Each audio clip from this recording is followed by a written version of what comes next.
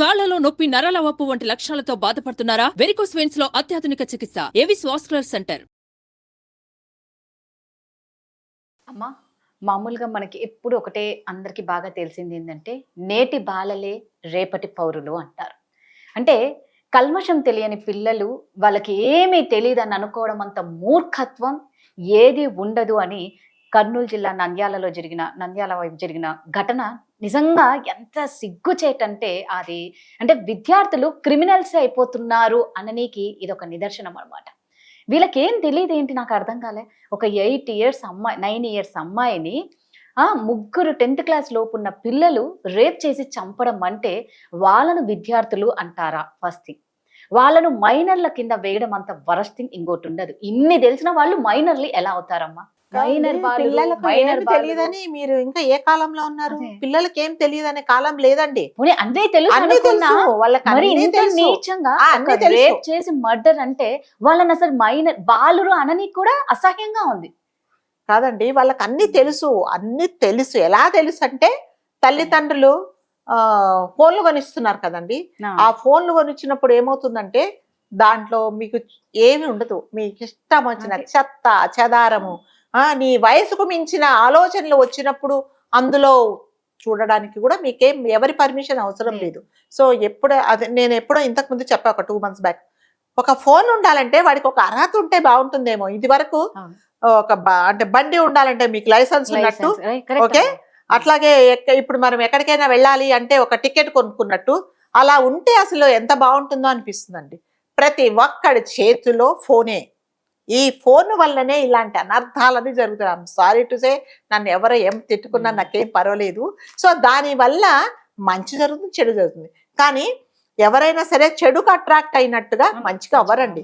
ఈ పిల్లలకు మీరు ఏ స్కూల్ పిల్లలన్నా చూడండి, ఫోన్ కావాలి. అసలు తల్లిదండ్రులు పిల్లలకు ఫోన్లు కొనిచ్చడమే తప్పు.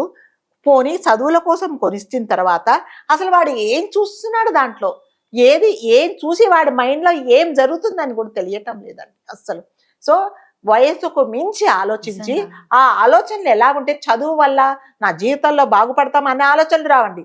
ఎంతసేపు వచ్చి అంటే అమ్మాయిని చూస్తే అంటే ఆడ అనే ఆ 2 అక్షరాలు ఉంటే చాలు, ఇర్రెస్పెక్టివ్ ఆఫ్ ఏజ్ అమ్మాయిలను అమ్మాయిలు కాదు, పెద్దవాళ్ళు కాదు, నా వయసు కాదు, మీ వయసు కాదు, పుట్టిన వాళ్ళు కాదు, తల్లి పక్కన పడుకున్న పొత్తుల్లో ఉన్న ఆడపిల్లను కూడా చేస్తున్నారు.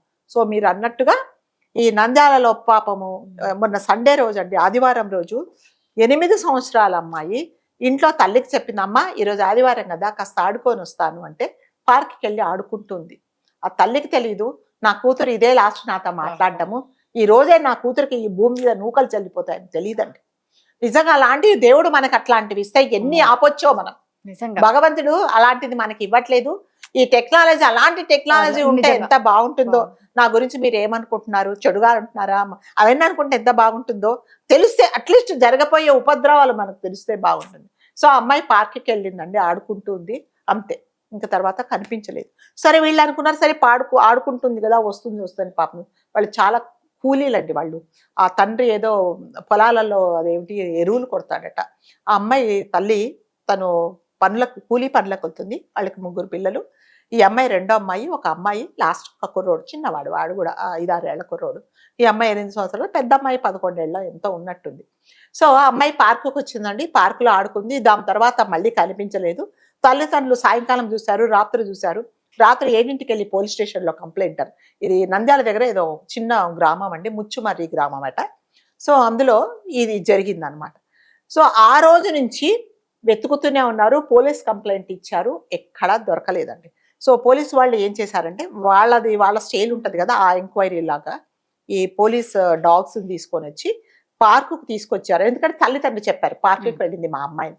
పార్కుకు తీసుకొని వస్తే ఆ డాగ్స్ ఏమయ్యాయంటే ఆ పార్కు నుంచి కరెక్ట్గా ఎక్కడికి వెళ్ళాయంటే వీళ్ళు చంపేసి ఆ అమ్మాయిని అతి క్రూరంగా 3, అది కూడా ఈ అమ్మాయి చదివేది 4th క్లాసు, ఆ దరిద్రులు చదివేది 8th, 9th, 10th, maybe 10th class ఉండొచ్చు. 10th క్లాస్ పిల్లలు ఒక అమ్మాయిని రేప్ చెయ్యాలి అంటే, రేప్ చెయ్యాలంటే నీ తలలో ఎలాంటి రాక్షసమైన ఆలోచనలు ఉంటాయి కదా. ఆ అమ్మాయి పాపం ఏదో చాక్లెట్ ఇస్తాను రా అంటే వెళ్ళిందంట. చిన్న అమ్మాయి వెళ్తే ఎక్కడికో తీసుకొని వెళ్ళి ఒకరి తర్వాత ఒకరు ముగ్గురు కలిసి రేప్ చేసి చంపేసి ఆ అమ్మాయిని తీసుకొచ్చి ఒక పెద్ద కాలువలో రాళ్లు కట్టి పడేశారు. ఏదో ఒక బొమ్మతో ఆడుకున్నట్టు ఆట అయిపోయింది. బొమ్మని ఎట్లా ఇంట్లో ఇరగొట్టేస్తారు. ఆడపిల్లలంటే అంత ఈజీగా చంపడం అని కోరికలు ఏంటి మీకు? ఆ ఏజ్ లో ఏం కోరికలు వస్తున్నాయి మీకు అసలు? అంటే ఈ తల్లిదండ్రులు నా పిల్లలు ఏం చేస్తున్నారు ఇంకా గర్వంగా ఏం చెప్పాడు, అబ్బా మా పిల్లలు ఇన్స్టాగ్రామ్ ఇన్స్టాల్ చేస్తాడు, ఫేస్బుక్ మెయింటైన్ చేస్తాడు, వాట్సాప్ గ్రూప్ ఉందని చాలా గర్వంగా చెప్పుకుంటున్నారండి. దానివల్ల ఎలాంటి అనర్థాలు జరుగుతున్నాయి, వాట్సాప్ లో వీడి గ్రూప్ ఏంటి, ఫేస్బుక్ లో వీడి ఏం చేస్తున్నాడు అనేది ఎవరు చూడటం లేదండి. నిజంగానే ఆ పిల్లలకి ఇలాంటివి టెక్నాలజీ తెలియకుండా ఈ పని చేసేవాళ్ళండి. ఎందుకు? ఇది తెలిసినందుకల్లే వాళ్ళు చేశారు. సో మీకు యూట్యూబ్ ఓపెన్ చేస్తే ఏ దరిద్రం చేయాలన్నా అందులో కనిపిస్తుందండి. సో దీన్ని ఎవ్వరు ఆపటం లేదు. పిల్లలకు ఎంత అవసరమో ఫోన్ అనేది ఎవ్వరు చూడట్లేదండి. చదువుకుంటే పిల్లలకు ఒక అమ్మాయి మీద పడి రాక్షసంగా రేప్ చేసి నువ్వు చంపావు అంటే నువ్వు మనుషుల, వాళ్ళు రాక్షసుల, వాళ్ళ పెంపకం ఏంటి? తల్లిదండ్రులు ఏం చేస్తున్నారు, నా పిల్లలు స్కూల్కి వెళ్తున్నారా, ఏం చేస్తున్నారు అనేది లేదండి. ప్రతి తల్లి తండ్రి పేరెంట్స్ మీటింగ్కి వెళ్తే ఏమడుగుతున్నారంటే నా పిల్లలకు చదువు వస్తుందా, ఎన్ని మార్కులు వచ్చాయి అదే అడుగుతున్నారు. కానీ స్కూల్లో నా పిల్లల ప్రవర్తన ఎలా ఉంది, టీచర్స్తో ఎలా ఉంటున్నాడు, దాని తర్వాత పిల్లలతో ఎలా ఉంటున్నాడు, ఎలా బిహేవ్ చేస్తున్నాడు ఎవరు అడగట్లేదండి. ఎవరు అడగట్లేదు. చదువుకుంటున్నాడా, 100కి 110 మార్కులు వస్తున్నాయా, ఇదే చూస్తున్నారు. చదువుకోవట్లేదా, ట్యూషన్ పెట్టించాలా, లేకపోతే మీ స్కూల్లో పెడుతున్నారా అని అడుగుతున్నారు. ఏ తల్లిదండ్రులు అడుగుతున్నారండి? వెళ్ళి నా పిల్లలు చదువు బాగున్నారమ్మా, మీతో బాగుంటున్నారా, తోటి పిల్లలతో ఎవరు అడగట్లేదు. వీటన్నిటికి కారణం ఇదే. అందుకనే ఇవాళ ఇది జరిగిందండి. అంటే వాడికి ఇప్పటికిప్పుడు వచ్చిన ఆలోచన కాదు.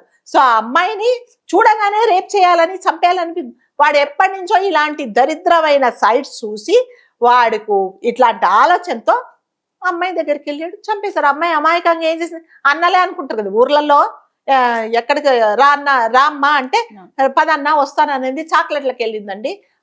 ఆ ముగ్గురు చేతిలో వాళ్ళు అంతా చూస్తారండి. 13-14 ఏళ్ల పిల్లలండి వాళ్ళు.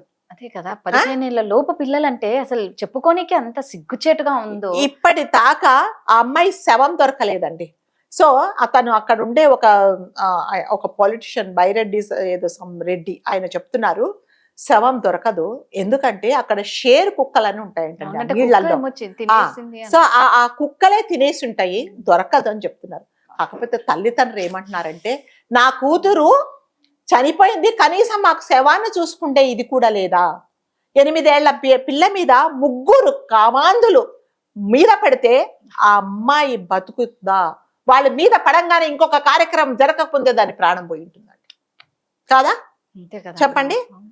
మరి ఏంటండి, ఎటుపోతుంది ఈ ప్రపంచం, ఎటుపోతుంది? ఏం చేస్తున్నాము? మన పిల్లల ఇంట్లో ఏం చేస్తున్నారు?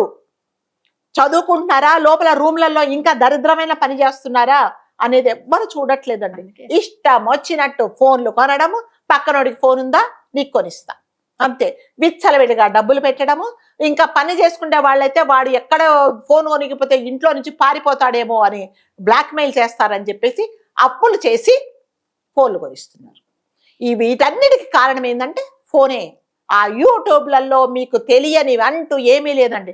మా చిన్నప్పుడు నేను చెప్తున్నాను, మాకు పెళ్ళంటే ఏమో తెలీదు, పిల్లలంటే ఏమో తెలియదండి. మాకు తెలీదు, నిజంగా తెలీదు. ఇప్పుడు మీరు ఎవరినన్నా అడగండి, వీళ్ళకి అన్ని తెలుస్తాయి, చదువు తప్ప మిగతా అన్ని తెలుస్తాయి. సో వీటన్నిటికి కారణం ఏముందండి? ఏంటి చెప్పండి? వీటన్ని తల్లిదండ్రులు కనీసం పిల్లలను చూడండి, నా పిల్లలు ఏం చేస్తున్నారు, ఎటు వెళ్తున్నారు, తోటి పిల్లలతో ఎలా ఉంటున్నారు, నీ ఇంట్లో ఉన్నప్పుడు నీతో ఉన్నట్టు తల్లిదండ్రులతో ఉన్నట్టు బయట ఉంటున్నారా, బయట ఆడపిల్లలతో అలాగే ఉంటున్నారా అనేది నీ ఆడపిల్లకు చెప్తావు. అమ్మా మగపిల్లలతో జాగ్రత్త అంటావు, నీ మగపిల్లలకి ఏం చెప్తున్నావా? ఎవరు చెప్తున్నారండి? బయటకు వెళ్ళినప్పుడు మీరు ఆడపిల్లలతో జాగ్రత్తగా ఉండండి, ఏదన్నా ఒక ఆడపిల్లని అనే ముందు నీ తల్లి నీ చెల్లి అక్కడ ఆ ప్లేస్ లో ఉంటే ఎలాగని అని ఎవరు అడగటం లేదండి. సో దీనివల్లనే ఇలాంటి అనర్థాలు జరిగిపోతున్నాయి. ఇంతవరకు శవం దొరకలేదు. వాళ్ళే సరే పోలీసు వాళ్ళకి డౌట్ వచ్చి అక్కడికి పోయి ఆ పిల్లల్ని పట్టుకుంటే వాళ్ళే చెప్పారు, అవును మేమే రేప్ చేసాం, చంపేశాం, అంతే. చాక్లెట్ తినాలనిపించింది, తిన్నాము, పేపర్ విసిరేసాం. అలాగే చెప్తున్నారు. ఏ మాత్రం భయము భక్తి ఏం లేదు. మళ్ళీ ఇప్పుడు ఏం కన్సిడర్ చేస్తారు? చిన్నవాళ్ళు, మైనర్స్, తెలియకుండా చేశారు. వాళ్ళకి తెలియకుండా అనడం అంత దారుణం లేదు, తెలియకుండా ఏమి వాళ్ళని తీసి పడేయాలి. నో తెలియకుండా ఏం చేస్తారంటే చెప్పదెబ్బ కొడతారు. చాక్లెట్ అన్నా చాక్లెటే, నీకు చాక్లెట్ కావాలని కొట్టు, అది తెలియనితనం. నువ్వు తీసుకెళ్లి రేప్ చేసి అదేం తెలియనితనం అండి. రేపిస్ట్ ఒక క్రిమినల్ మైండ్ వీళ్ళకు ఉంది. విద్యార్థులు అన్ని అసలు ఎంత గలీజ్ గా ఉంది వీళ్ళని అంటే నిజంగా ఆడపిల్లని ఒక ఆట బొమ్మగా చూస్తున్నారు. ఫస్ట్ ఆడపిల్లల్ని గౌరవించండి, మన దాంట్లో ఉంది సమాజం, ఆట బొమ్మగా చూసేసి ఆట బొమ్మగా ఆడుకున్నంత సేపు ఆడుకొని కాళ్ళ చేతులు విరిచేసి పాడేస్తున్నారు అంతే. ఆ పోనీ ఆడుకొని ఆ బొమ్మ అని చెప్పేసి మళ్ళీ పాపం అలా అనుకోవట్లేదండి, అలా అనుకోవట్లేదు. కాళ్ళ చేతులు విరిచేసి ఇంకా వాళ్ళ రాక్షసత్వంతో చూపేసి మెడ తిప్పేసి పక్కన పాడేస్తున్నారు. సో వీటన్నిటికి కారణం ఏంటంటే తల్లిదండ్రులు నీ పిల్లలు ఏం చేస్తున్నారో చూసుకోండి. వాళ్ళు ఎటువంటి యాంటీ సొసైటీ యాక్టివిటీ చేస్తున్నారో చూడండి. బయట ఆడపిల్లలతో ఎలా ఉంటున్నారో చూడండి. వాళ్ళకి కనీసం ఒక రోజు కూర్చోబెట్టి ఏమన్నా టైం ఉండదు, తల్లిదండ్రులకు టైం ఉండదు. ఎవరి యూట్యూబ్లు వాళ్ళు చూసుకుంటారు, ఎవరి కిట్టి పాటలకు వాళ్ళు వెళ్తారు, ఎవరి పాటలకు వాళ్ళు వెళ్తారు. ఇంకెక్కడ ఉంటుందండి టైం పిల్లలకు చెప్పుకోవడానికి? ఏమి ఉండదు. ఏమనంటే పెద్ద ప్రెస్టీజ్ గా మేము చాలా బిజీ అని చెప్తారు. ఏం బిజీ? నీ పిల్లలను నువ్వు చూసుకోలేని బిజీ ఏం బిజీ? నువ్వు వాళ్ళని కనేసి రోడ్డు మీద వదిలేస్తే ఇష్టం వచ్చినట్టు బిహేవ్ చేస్తున్నారు. వాళ్ళని కంట్రోల్ చేయడానికి ఎవరూ లేరండి. సో వీళ్ళందరూ తల్లిదండ్రులే. ప్రతిదానికి తల్లి తండ్రే కారణం, మరి ముఖ్యంగా తల్లి కారణం. ఏం చేస్తున్నారు నీ పిల్లలు అనేది ప్రతిరోజు ఒక్కసారి అబ్జర్వ్ చేయి. ప్రతిరోజు కూర్చోబెట్టి ఒక మంచి మాట చెప్పు. నీ కిట్టి పార్టీలు కొన్ని మానేసేయి, పిల్లల పక్కన కూర్చో. ఇది కాదు, ఇది మంచి, ఇది చెడు అని చెప్పు. అప్పుడు కానీ పిల్లలు బాగుపడరండి. వాళ్ళని పిల్లలు అనొద్దు. పిల్లలే కాదండి, అన్నీ తెలుసండి పిల్లలకి. వీళ్ళు పిల్లలేంది బాబు. సో అంటే ఐఎమ్ సారీ, నేను కొంచెం ఎమోషనల్ గా మాట్లాడాను. ఎందుకంటే ఇలాంటివి చూస్తే కడుపులో చాలా రగిలిపోతుందండి. ఎన్ని మాట్లాడతాం, ఎన్ని వీడియోస్ చేస్తాం దీని మీద. ఎక్కడ ఒక స్టాప్ వస్తుంది, ఎక్కడ ఫుల్ స్టాప్ పెడుతున్నాము? పెట్టట్లేదండి. ప్రతిరోజు మొన్నొకటి, ఈ రోజు ఒకటి, రేపొకటి, సెకండ్ ఒకటి వస్తూనే ఉన్నాయి. ఎక్కడ ఆపుతున్నారు? ఎవరు మారుతున్నారు చెప్పండి? ఎవరు? పోలీసు వాళ్ళు మారట్లేదు, అదే వాళ్ళని తరపున వకాలతా పులుచుకొని వాదించే వాళ్ళు మారట్లేదు, వీళ్ళు మారట్లేదు. వీళ్ళకి ఎలా అయిందంటే ఇది వరకు చెప్పినట్టు జైలే కదా, వెళ్ళిపోతున్నారు. వీళ్ళకి ఏం తెలీదు. చిన్న పిల్లలు మైనర్ అనేసి మైనర్ అని నిజంగా అసలు ఆ పదం వీళ్ళకి అసలు సెట్ కాదు. ఇది వరకు చిన్న అంటే ఎవరింటి ఇంటికన్నా ఒక పోలీసు వచ్చాడంటే అది ఏదో పెద్ద క్రైమ్ జరిగినట్టు. ఒకవేళ మనకు పోలీస్ ఫ్యామిలీ ఫ్రెండ్ ఉన్నా కూడా వీళ్ళ ఇంట్లో ఏదో జరిగిందని చుట్టుపక్కల గుసగుసలు మాట్లాడుకుంటారు. ఇప్పుడు ఏమి లేదండి. పోలీస్ స్టేషన్ కి వెళ్ళడం అంటే వాడేదో ఫారిన్ ట్రిప్ లకి వెళ్ళినట్టు వెళ్ళి వస్తున్నారు అనమాట. డబ్బులు ఇప్పుడు పోనీ వీడి ఏజ్ వాళ్ళు అంటే వాళ్ళు కూడా అదే వాళ్ళ ఫైనాన్షియల్ పొజిషన్ కూడా అంతే. అయినా కూడా వాళ్ళు ఇన్ఫ్లుయెన్స్ చేసి వాళ్ళని బయటకు తీసుకొస్తారు. ఎందుకంటే వీళ్ళ తరపున వాదించడానికి లాయర్లు కొంతమంది ఉంటారు. కొంతమంది నిజంగానే సిన్సియర్ గా డబ్బులు తీసుకోకుండా న్యాయం పక్కన మాట్లాడతారు. కొంతమంది అలాంటి ఎథిక్స్ ఏమీ లేకుండా మాట్లాడే వాళ్ళ ద్వారానే వీళ్ళు బతుకుతున్నారండి. సో ఇప్పుడు ఆ అమ్మాయికి ఇంతవరకు ఇంకా శవం దొరకలేదు. స్టిల్ అంటే నాకు తెలిసిన పొద్దున వరకు శవం దొరకలేదు. ఆ తల్లి తండ్రి ఇంకా ఏడవడము అంతే, ఇంకా పెద్ద పదం ఏమీ లేదండి, ఏమీ లేదు. సో వాళ్ళ తండ్రి అడుగుతున్నాడు అంటే నా పిల్లలకు అర్హత లేదా బతకడానికి? మేము ఎక్కడ బతకాలి సార్? అడవిలోకి వెళ్ళమంటారా? నా పిల్ల ఏం చేసింది?